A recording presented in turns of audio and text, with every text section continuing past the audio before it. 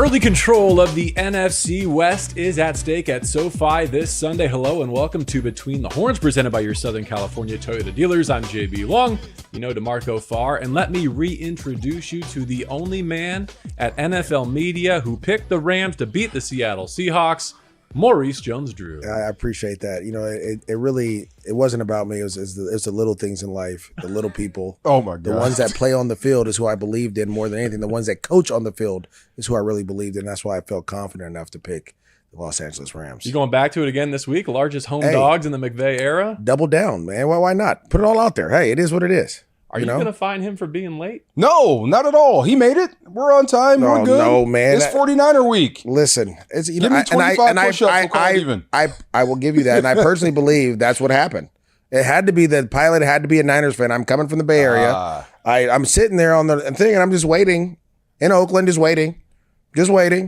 Trying to mess up the show. Yeah, see? I'm like, bro, I got time to. He's here. Hey, Between the Horns is about to kick off, babe. We got to get here. He's a gamer. He brings it. Yeah. I wish you could see him during Rams-Niners. It never fails. What? He's got so many San Francisco 49ers friends in his text thread, and he's in the commercial breaks just battling them. Are they really? Fighting to the death. They've had me a couple times in the deep end of the water. They try to get me down there. Let me guess. They keep bringing up the regular season, right? That's what I told them. Hey, regular season champs. It's funny, right? It is funny. Yeah. What happened to that NFC Championship game? They don't want to talk about that. Screenshots and receipts for MJD. Rings, man. You know what?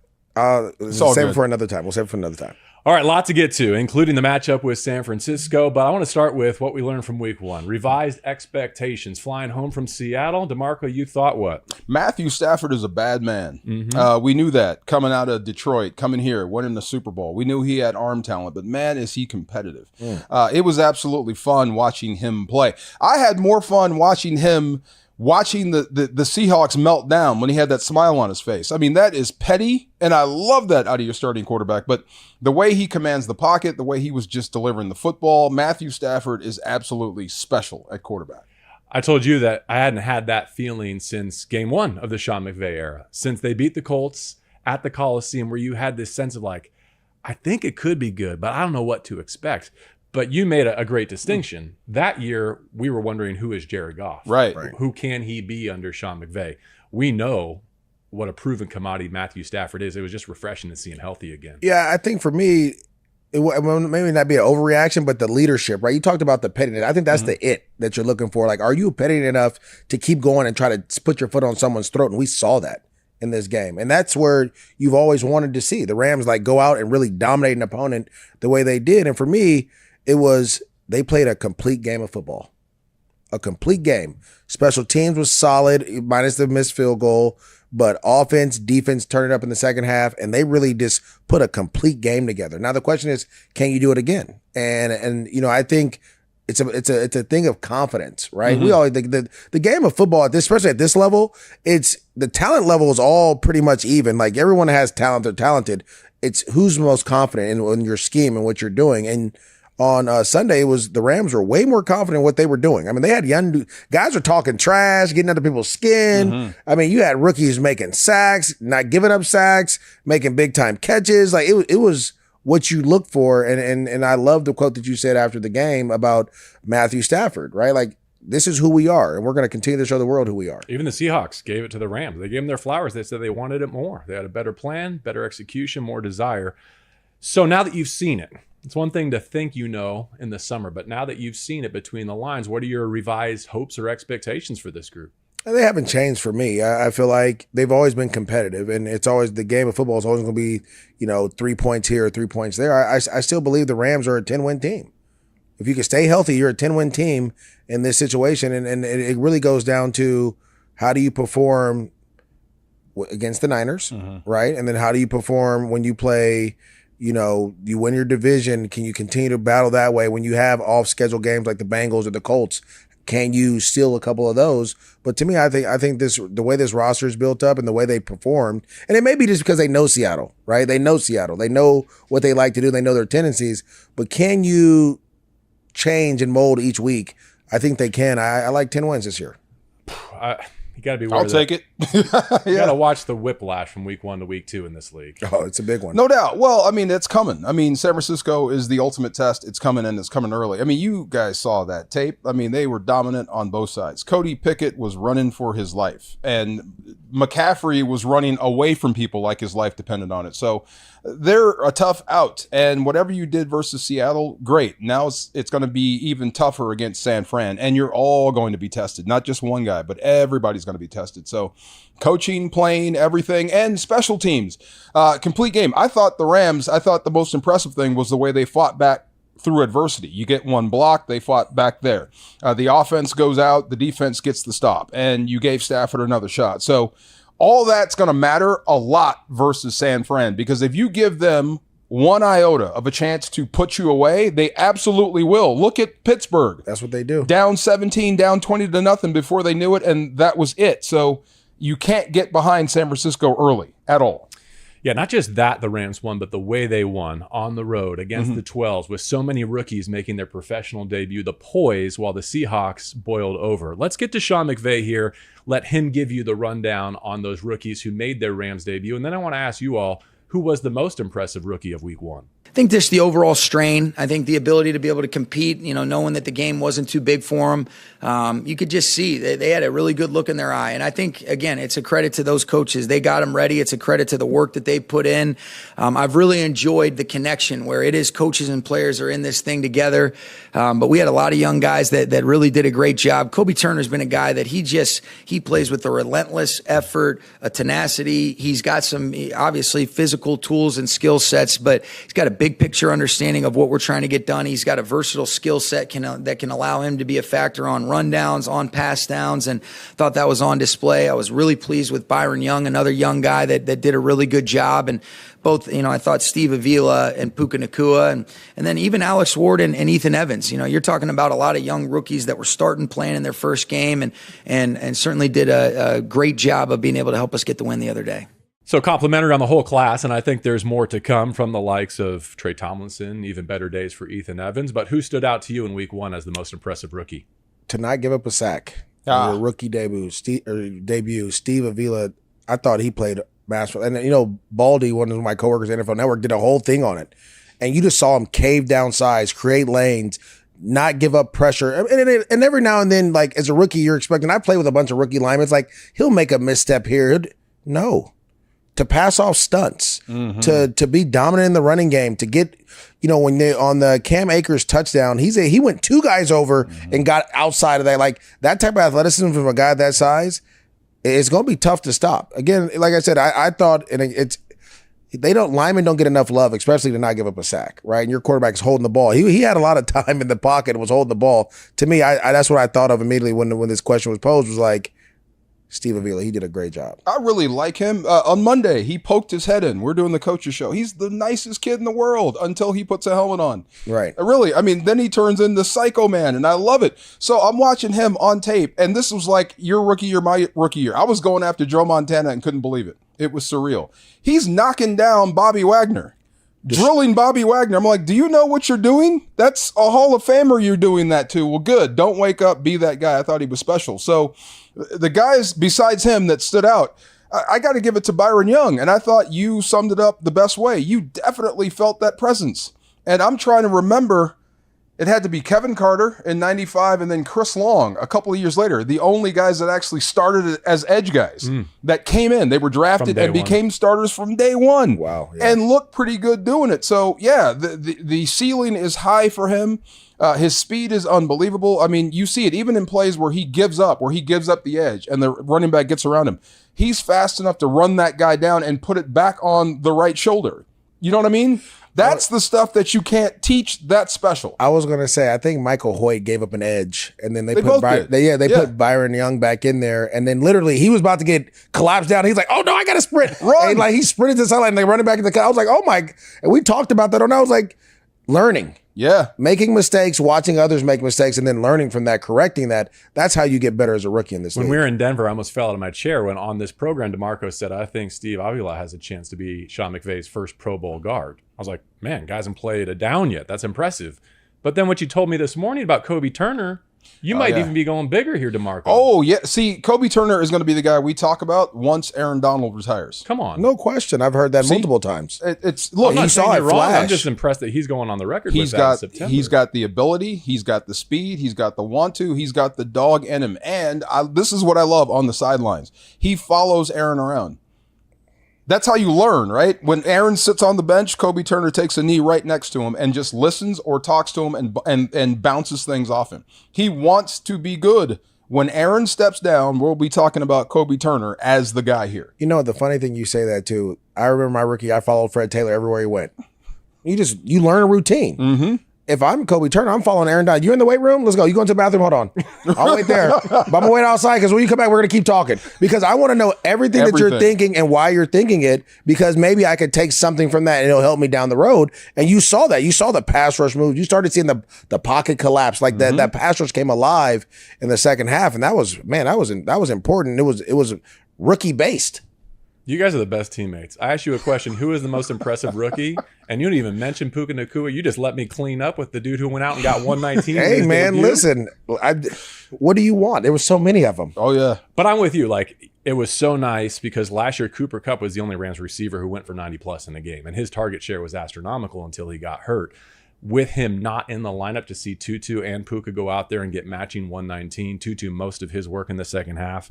Love to see it. Cannot wait to see the three of them together. Because if you look at where Puka lined up and the routes he ran, he can do it all. And Tutu showed that he can work between the hash marks. You bring Cooper Kupp into the mix, man, counting down the days until the three of them can get together. All right, it's going to get harder.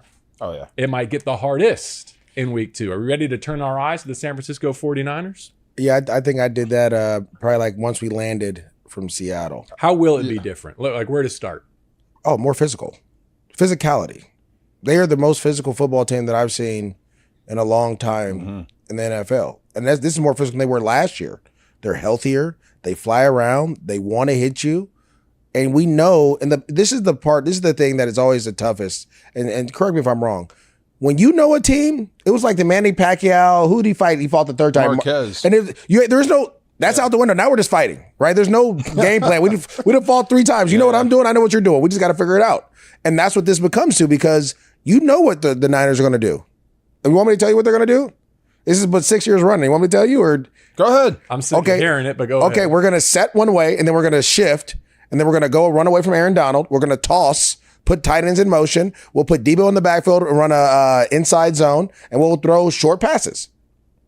Offense, that's what we're going to do. Defensively, we're going to play press man on the outside. We're going to let rush forward. We're going to act like we're going to blitz sometimes, but we're only going to play cover 3 and cover 1. And we're going to force you to stop us.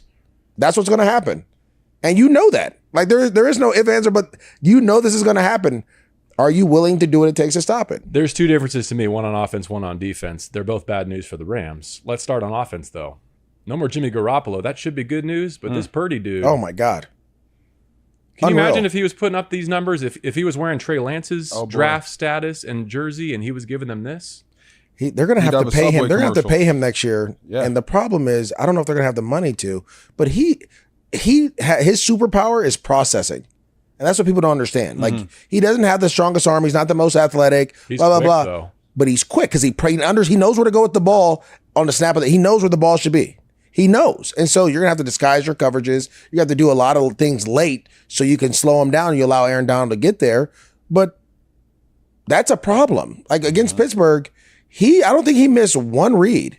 Like the only thing that was getting him was TJ Watt on the right tackle. That was about it. Everything else, the ball was getting out quick and he was decisive with his throws. He processes quickly. That is scary for a young guy. Ayuk is the number 1 now. Oh my God. Yes. He used to be a 2 to Debo. He's 1-1A now for me. At least he was in week 1. I mean, here's the thing about San Fran. They just believe they're tougher than the Rams, period. They really do. They treat the Rams as a finesse squad, and they come out and they try to bully you. Yeah. And for the most part, it's worked, especially in the regular season.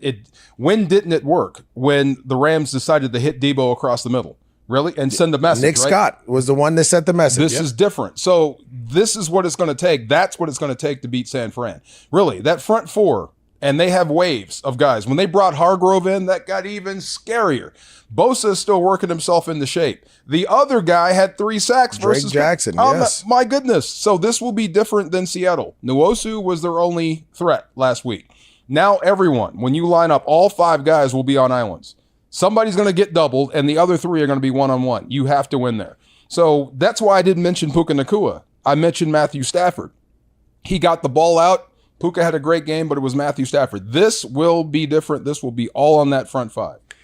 And as impressive as it was to see them thrive in 2nd and long and 3rd and long and go 11 of 17 on 3rd down and score a goal line touchdown on 4th down, you can't win with that blueprint. It's not sustainable. In a 1-game sample size, sure. But over the course of a month or a season, you can't live that way. They have to be more efficient on the early downs. They have to be more efficient with their running game. We know that. Sean McVay said as much in our coaches show on Monday. Because they built a wall around Matthew Stafford, and it was refreshing to see, hey, if this guy has clean feet in front of him, if he can climb the pocket, edge rush doesn't bother him as much.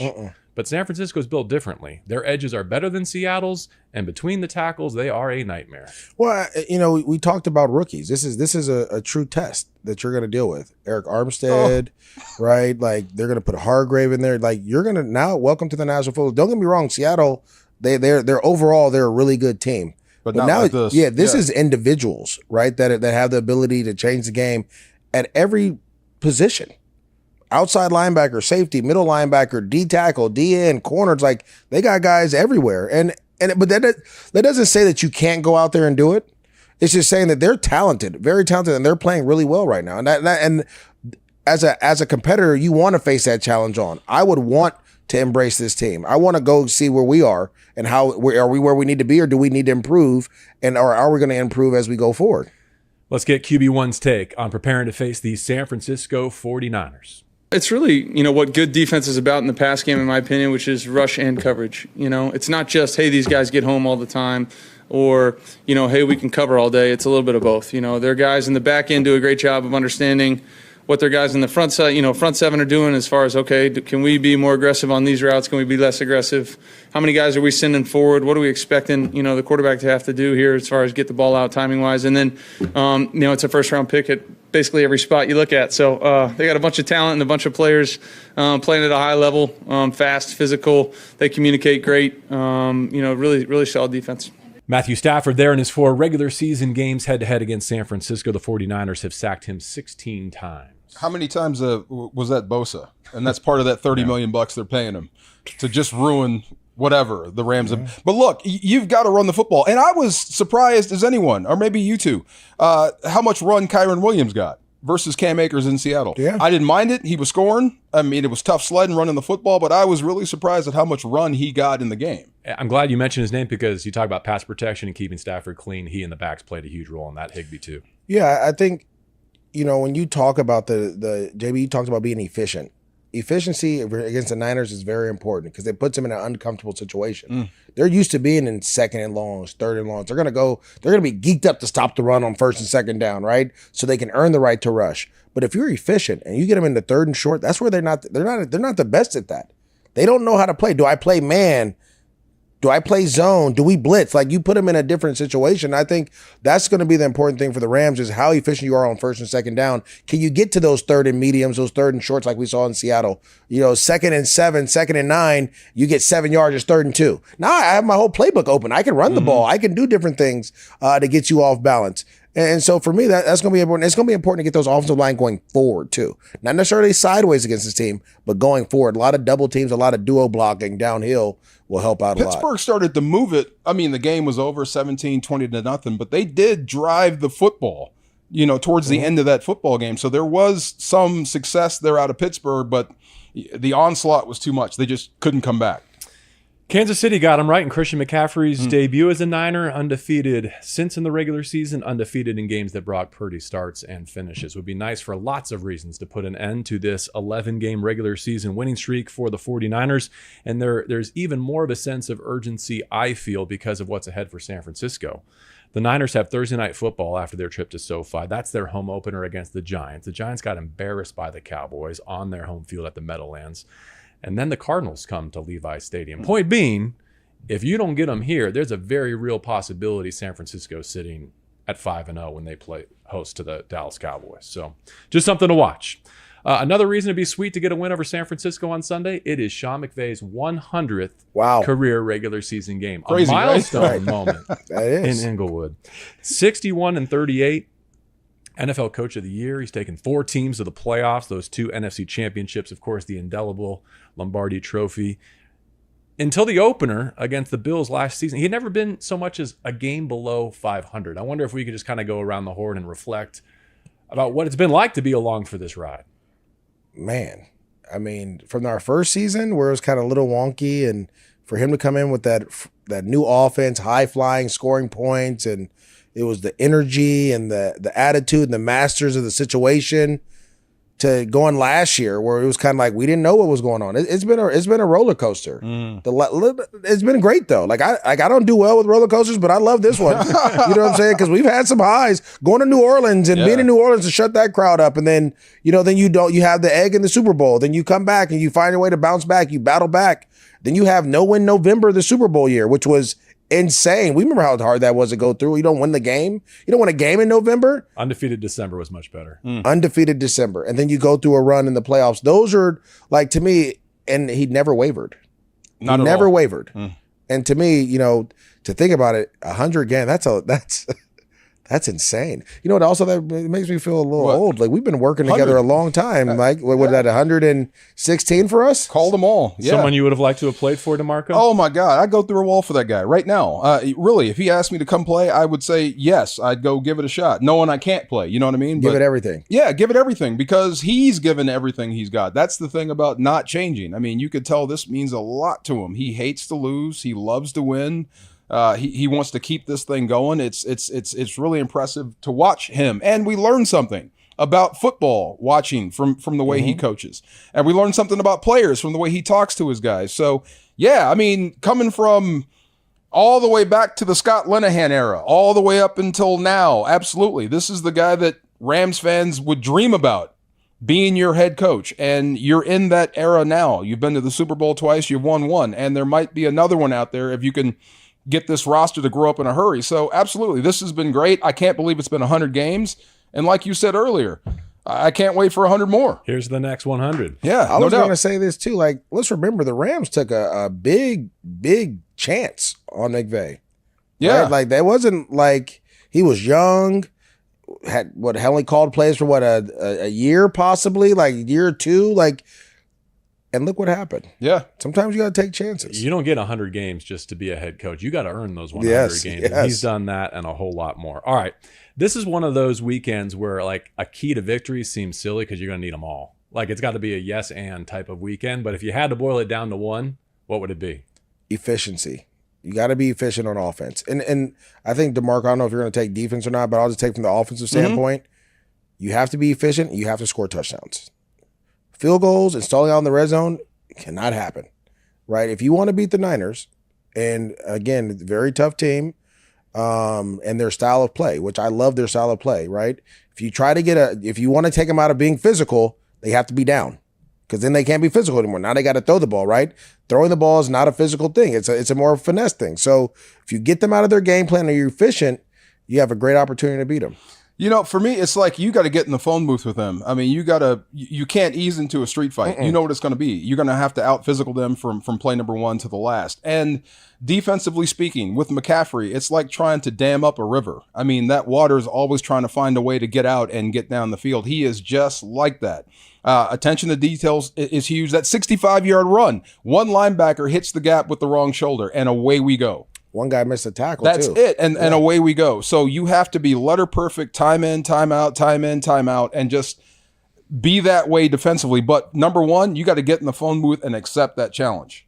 I'll go dollars on defense because Nick Bosa has taken Aaron Donald's crown as the highest paid defensive player in the sport, which NFL Defensive Player of the Year puts a bigger dent in the opposing pocket this week. And that pretty much brings everything together, right? Because it entails being efficient on offense so that Bosa can't pin his ears back. It means, can you bottle up McCaffrey so that you can earn the right to run the passer? And if so, is Aaron Donald going to be lining up over right tackle? Everywhere. Dude, they're Because that was if you're looking for a blemish, I think their corners are fine. They look better probably than they are individually because of how ferocious that rush is. But if there's a downfall early of the San Francisco 49er group, it's probably right guard, right tackle. Yeah. Yes. I would say everyone but the left tackle. Oh, yeah. That's just me. No doubt. And I agree. I think what DeMarco said, you're going to be in a phone booth. They're not going to let Aaron Donald beat him. I mean, we saw that. I don't forget what game it was where Aaron Donald had like 4 sacks and forced fumble. Literally, Kyle Shanahan said, we will never allow this to happen again. And hasn't since. Like, he will devise a whole game plan to move. So if I'm the Rams, when they shift, we shifted. How about that? You shift, we're going to shift with you. Here we go. Aaron's going in motion as they switch the formation. That's what I would do. Definitely. I would definitely shift around and try to make them think a little bit, and your advantage is 99. So never let them know where you're going to put him, because that's going to change stuff. San Francisco and Los Angeles at SoFi Stadium in Inglewood. Control of the NFC West at stake early. Hope you'll join us in person. For MJD, for DeMarco Farr, I am JB Long. As always, Between the Horns is presented by your Southern California Toyota dealers.